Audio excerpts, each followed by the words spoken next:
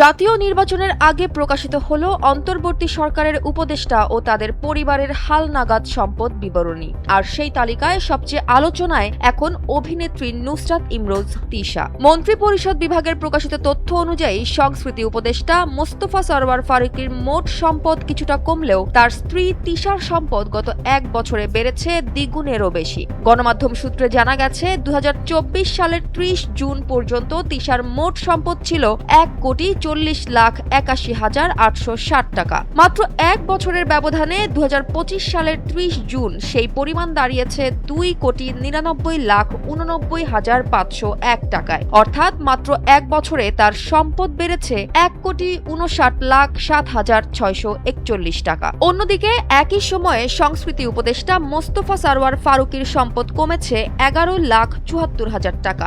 ২০২৪ সালের ৩০ জুন তার সম্পদ ছিল ২,২৬,৯২,০২৬ টাকা, যা ২০২৫ সালের ৩০ জুন কমে দাঁড়িয়েছে ২,১৫,১৮,০২৬ টাকায়। প্রকাশিত তালিকায় দেখা যায় নির্ধারিত সময়ের ব্যবধানে অধিকাংশ উপদেষ্টার সম্পদ বৃদ্ধি পেয়েছে। তবে ফারুকী ছাড়াও পরিবেশ উপদেষ্টা সৈয়দা রিজওয়ানা হাসানের সম্পদ কমেছে প্রায় ১,১৩,০০,০০০ টাকা। এছাড়া পার্বত্য চট্টগ্রাম বিষয়ক উপদেষ্টা সুপ্রদীপ চাকমার সম্পদ কমেছে ১৬,৩৫,০০০ টাকা। সরকারি নথিতে প্রকাশিত এই পরিসংখ্যান এখন সামাজিক মাধ্যমে তৈরি করেছে নতুন আলোচনা।